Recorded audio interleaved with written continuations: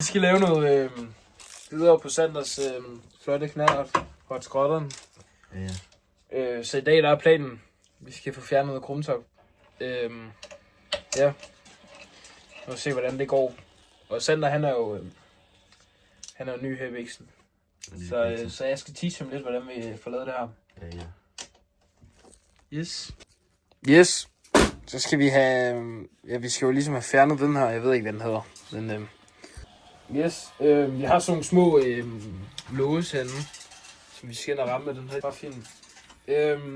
Vi har så fået fjernet den her. Jeg ved stadig ikke, hvad den hedder. Men nu vil vi trække ned. Det er jo fordi, når vi skal til motorblokken for hinanden, så skal de jo ligesom ikke hænge sammen, fordi så kan vi jo ikke trække dem for hinanden. Så det næste det er så lige, at vi skal have så de her 8 mm herinde ud. Nu har jeg lige fået fjernet den første bold her. Så skal vi så lige have de andre ud her. Jeg har allerede løsnet den med den her skraldenøgle ting. Og så kører jeg den bare stille og roligt ud, for at sikre mig, at jeg ikke ødelægger sporene inde i motorblokken. Vi skal have fjernet en 8 mm heroppe. Film lige. Sidder lige der. Og så skal jeg bruge sådan en lille en her. Og så sætter vi den bare ind på. Jeg håber vi har styr på tingene. Oh my days. Så sidder der sådan en fucking klam olieblænder i vejen. Nå, vi skal også lige fjerne olieblænder. Kan jeg godt lidt mærke på det hele nu. Dem skal vi ikke have noget snart på. Det skal vi nok ikke. Så kunne vi få den 8 mm ud. Nu har vi så fået taget krumtoppen ud.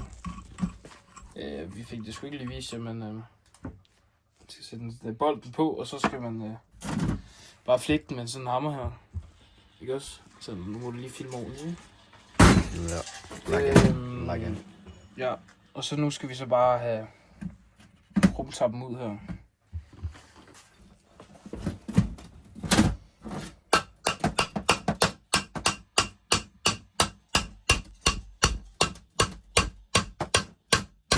Det var fandme heldigt. Så er der et stykke krumtop af. Så har vi fået krumtoppen ud. Sander han er lige i gang med at hente varmepistolen. Og så er planen, vi skal have varmet det her op. Så metallet her, det udvider sig.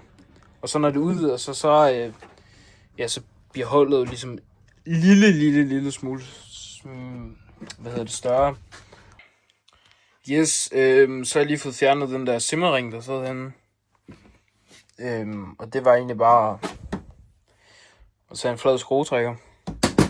Og så bare give den en ordentlig... eller bare... Hvad fuck siger jeg, mand?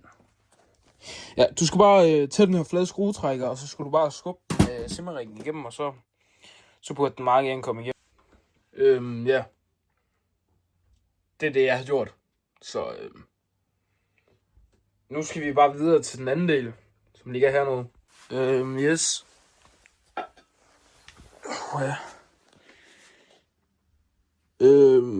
Der tror jeg ved det jo ikke, jo. Det er første gang, jeg faktisk laver det her. Men så tænker jeg bare, at det er meget det samme, vi skal gøre her. Det var egentlig meget nemt. Der pressede jeg bare noget her, og så røg det.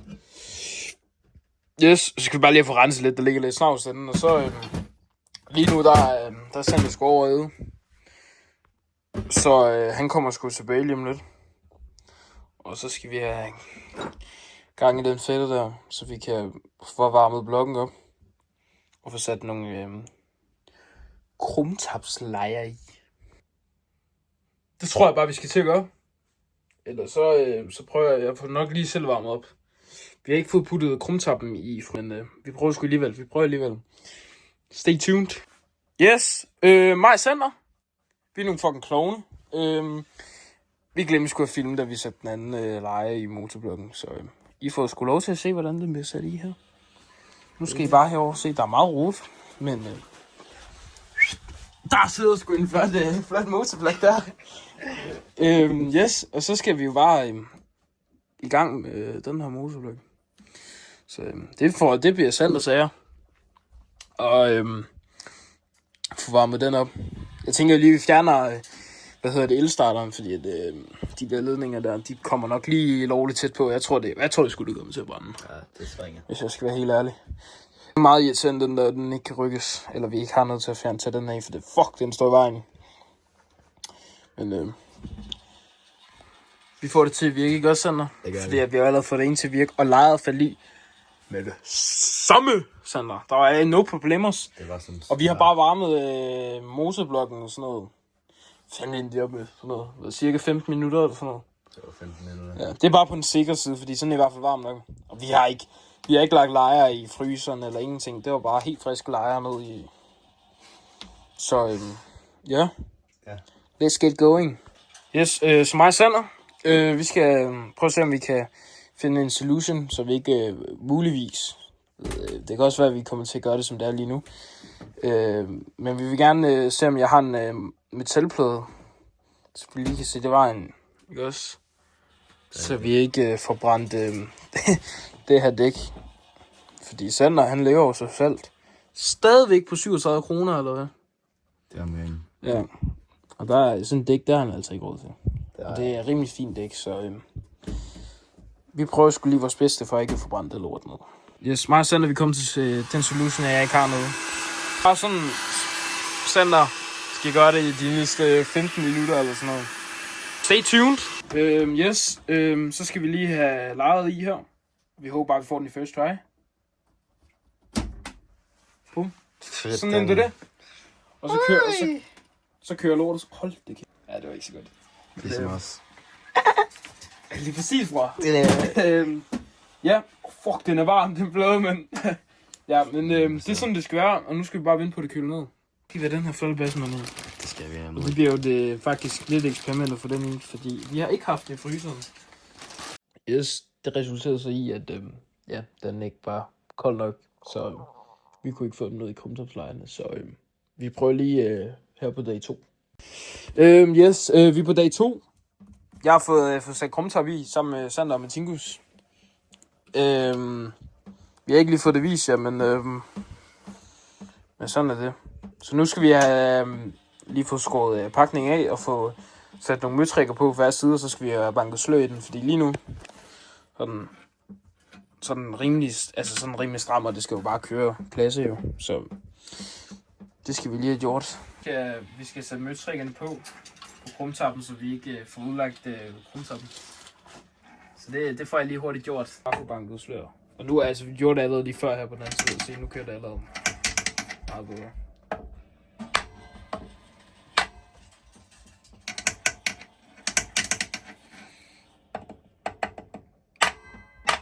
Vi har fået banket slø i den. Eller jeg har. Og så skal vi have de her simmerringe i her. Vi har jo en stor og en lille, og det er jo... Den lille skal vi i heroppe, hvor tændingen er. Vi sætter lige hurtigt den her møtrik ud.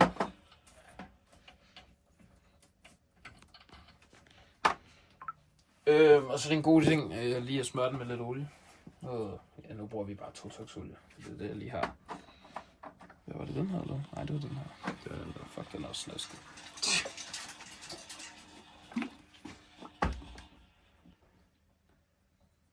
Og så skal vi bare lige få den smøret lidt. Så det er jo vigtigt, at vi ikke får sat den omvendt på, så vi sætter den med den der ende opad. Og så det første stykke vil du bare kunne skubbe ned med hånden her. Vi fik sat den anden i, så nu skal vi bare gøre det samme herovre. Og så vil du bare skubbe det første stykke ned med fingrene her. Sådan.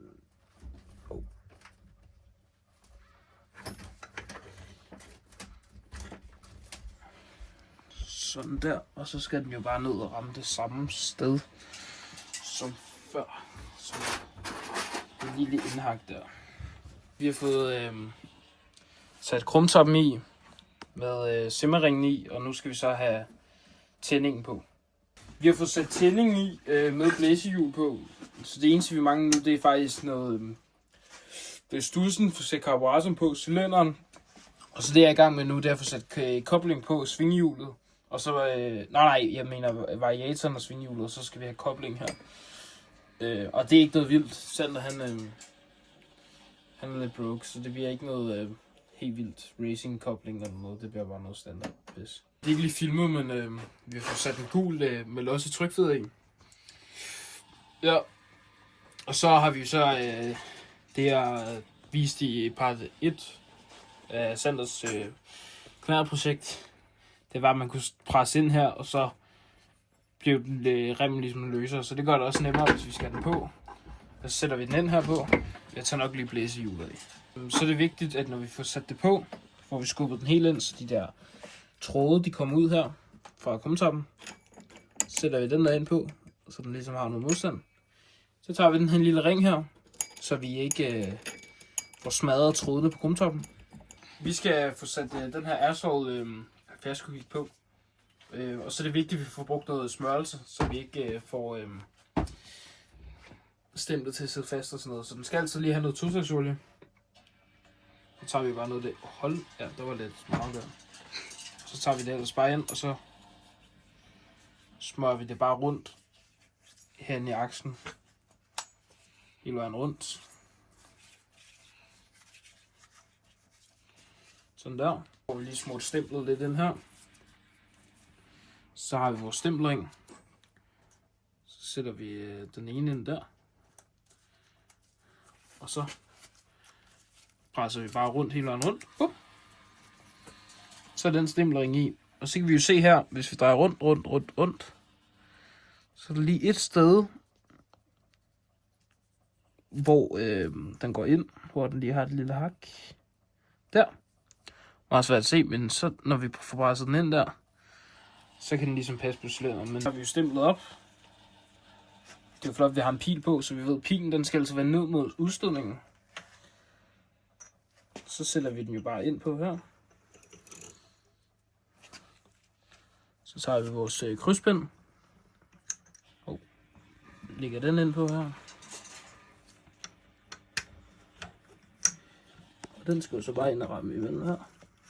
Så, den der. Så det næste, det er jo faktisk cylinderen. Det smider lige et ekstra ansigt på, fordi jeg har meget varmt. By the way, sådan han kommer også til at betale mig for det, for det er mig, der gør alt arbejde. Yes. Ja. Så skal vi bruge den her. Og jeg har altså valgt at købe sådan nogle her Polini låseringe. Fordi de har to hager på, kan man se. 2 kroge på, hvilket gør det meget nemmere, når vi skal så spænde. Så kommer man bare ind, rammer sådan der, sætter dem ind. Hvorimod at dem, der følger med, de har nemlig kun 1 krog. Så vi spænder ind. Så sætter vi den ind sådan her. Og så giver vi egentlig bare løs, eller slip. Og så skal den egentlig, og lige se, den er ikke sat helt rigtigt i. Sådan der, der hørte det lige klik. Og så hvis vi prøver at dreje rundt på dem, så vil de gerne dreje rundt. Og så ved I ligesom, de ramte ind i klikket. Så vi tager cylinderen. Det er jo meget nemt, fordi der kun er 1 stempelring. Så vi sætter den ind på sådan der. Så. Lige væk med den bunde. Og så vores toppakning på. Det er jo rimelig simpelt, det er bare at smide på sådan her.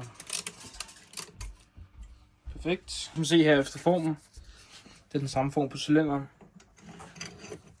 Og så lægger vi den ellers bare ind, og så skal vi have de 10 mm boller. Okay, så det er vigtigt, når vi skal sætte cylinderen på, at vi krydsbinder. Så hvis vi lige kan finde hernede fra. At hvis vi strammer den her, så strammer vi også den her. Så strammer vi fx den her. Du må ikke bare stramme den der fuld ud, fordi så kommer topstykket til at sætte sig lidt skråt. Og så kan det jo så blive udsat. Så det er sikkert, det er vigtigt, at hvis vi så strammer her, så strammer vi hernede. Strammer fx heroppe.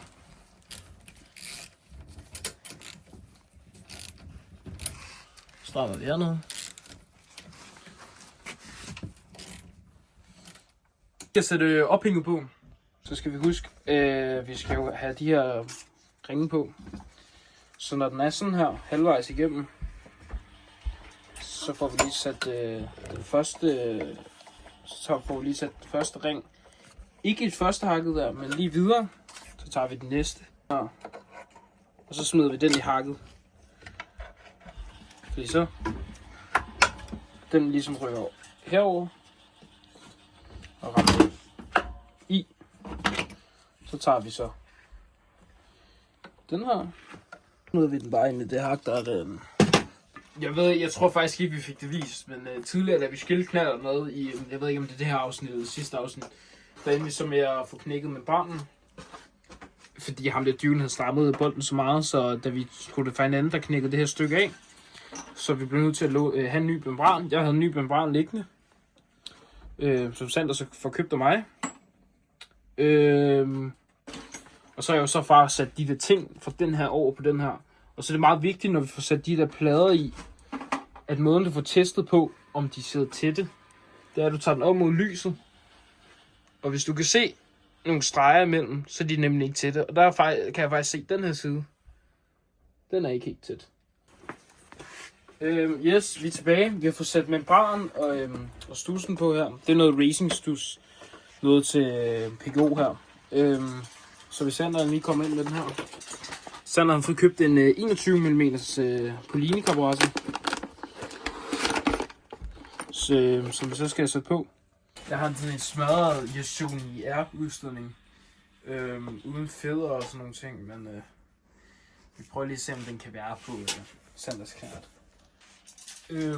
Yes, det passer egentlig sådan set fint nok på. Altså den passer faktisk perfekt, men hvis vi lige kigger hernede, så har den nogle rimelig knækkede bugler. Så det kommer sgu ikke til at være muligt at få den sat på ordentligt, uden at vi skal gå en masse ud af at få den udstødning til at se flot ud. Det var det for den her video. I næste part 3, der kommer vi nok ud og prøve knalden og se, hvordan det kører. Yes.